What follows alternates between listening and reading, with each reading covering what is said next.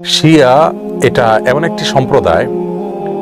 শিয়াদের পরিচয় জানার আগে শিয়া শব্দের অর্থ আমাদের জেনে নেওয়া দরকার। শিয়া শব্দটি বলতে মূলত দল, উপদল বা অনুসারীদের কোনো গোষ্ঠী এটা বোঝানো হয়।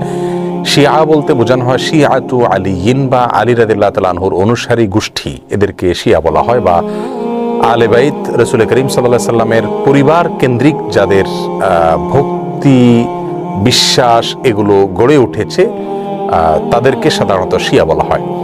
শিয়াদের উৎপত্তি এটা সাহাবায়ে কেরাম রিদওয়ানুল্লাহ তাআলা আজমাইন তাদের যুগ থেকেই বলতে পারি। এবং শিয়াদের উৎপত্তির পেছনে যে লোকটি ছিল তার নাম হলো আব্দুল্লাহ ইবনে সাবা। ইহুদি ছিল, পরবর্তীতে এসে মুসলিমদের বেশ ধারণ করে মুসলিমদের ক্ষতি সাধন করার জন্যই মূলত এই গ্রুপটির তারা আবিষ্কার করে। শিয়াদের সম্পর্কে আমাদের দেশের সাধারণ মুসলমানদের মধ্যে ধারণা খুবই কম। আমরা অনেকেই মনে করি মুসলিমদের মধ্যেই একটি সাধারণ দল শিয়া, অথচ শিয়াদের যে সমস্ত বিশ্বাস আছে সে বিশ্বাসগুলো ইসলামের একেবারে মৌলিক বিশ্বাসগুলোর সাথে অনেকগুলো বিশ্বাস আছে যেগুলো সাংঘর্ষিক।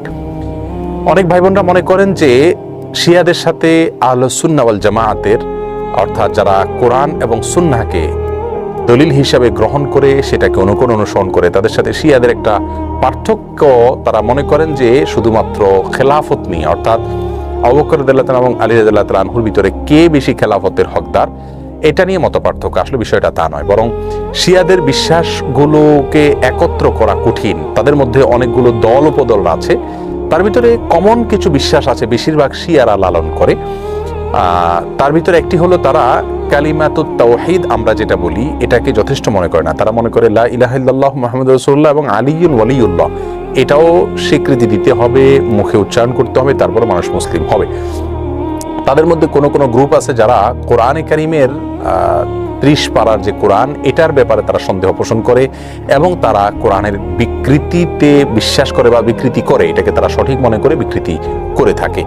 তাদের মধ্যে বড় অংশ বা সবচেয়ে বেশি অংশ বলা যেতে পারে, প্রায় সবাই বলা যেতে পারে, তারা সাহাবীদেরকে সবাইকে কয়েকজন বাদে আলী রাদিয়াল্লাহু তাআলা আনহু, আব্বাস রাদিয়াল্লাহু তাআলা আনহু সহ কয়েকজন বাদে হাসান হোসেন, ফাতেমা রাদিয়াল্লাহু তাআলা আনহুম সহ আহলে বাইত যারা তারা ছাড়া বাকিদেরকে তারা কাফের মনে করে এবং সাহাবীদেরকে গালমন্দ করাটা এটাকে তারা সওয়াবের কাজ মনে করে, ইবাদত মনে করে। আয়েশা রাদিয়াল্লাহু তাআলা আনহা রাসূল আকরাম সাল্লাল্লাহু আলাইহি ওয়াসাল্লামের সহধর্মিণী, তার চরিত্র নিয়ে তারা সন্দেহ করে, যার চরিত্রের বিষয়ে কোরআনে কারীমে সূরা নূরে আল্লাহ সুবহানাহু ওয়া তাআলা পরিষ্কারভাবে ঘোষণা দিয়েছেন।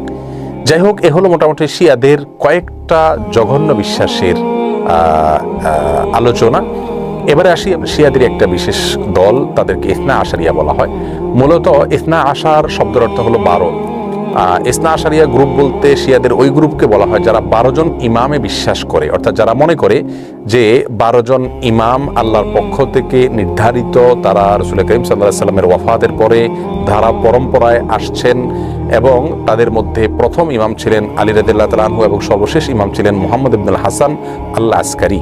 এসব ইমামদের সম্পর্কে, ইমামদের মধ্যে সর্বশেষ ইমাম যিনি মুহাম্মদ ইবনে হাসান আল আসকারী, তারা মনে করে তিনি লুকায়িত হয়ে গেছেন, আবার প্রকাশিত হবেন এবং এই ইমামরা সবাই নিষ্পাপ, তারা কোনো ভুল ত্রুটির ঊর্ধ্বে এবং এই ইমামরা সকল প্রকার ইবাদত বন্দেগীর ঊর্ধ্বে উঠে গেছেন, তাদের কোনো ইবাদত বন্দেগী করতে হয় না।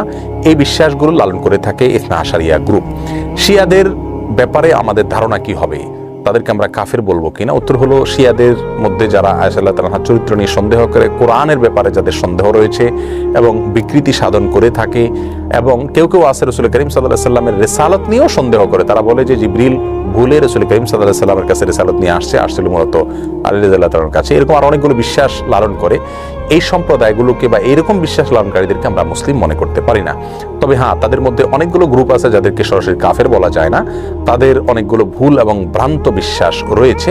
এদের মধ্যে সবচাইতে সাধারণ যেটা বিশ্বাসের দিক থেকে সবচাইতে তুলনামূলকভাবে কম জঘন্য বলা যেতে পারে সেটা হলো আবু বকর রাদিয়াল্লাহু তাআলা চাইতে আলী রাদিয়াল্লাহু তাআলাকে খেলাফতের জন্য অধিক হকদার মনে করা। শিয়াদের অনেকগুলো ভ্রান্ত বিশ্বাস নিয়ে বিস্তারিত এবং বিশদ আলোচনা করা দরকার, তা না হলে তাদের বিষয়ে আমাদের ধারণা পরিষ্কার হবে না। একজন মুসলিম হিসাবে আমাদেরকে সঠিক ধারণা যেমন রাখতে হবে, তেমনিভাবে ইসলামের বিষয়ে কারা কি ভুল ধারণা লালন করে সেগুলো আমাদের জানতে হবে। কোরআন নিয়ে যারা সন্দেহ করে, সাহাবীদেরকে যারা গালমন্দ করে, সাহাবীদেরকে যারা কাফের মনে করে এবং রাসূল করিম সাল্লাল্লাহু আলাইহি সাল্লামের সহধর্মিণীর চরিত্র নিয়ে যারা সন্দেহ করে, কোরআনের বিকৃতি যারা সাধন করে, এদের ব্যাপারে আমাদের ধারণা কি হওয়া উচিত, সেটা আমার মনে হয় যে কোনো সাধারণ দর্শক শ্রোতাই আমরা সহজেই সিদ্ধান্ত নিতে পারবো। আল্লাহ তাআলা আমাদের সকলকে সঠিকটা বুঝার তৌফিক দান করুন।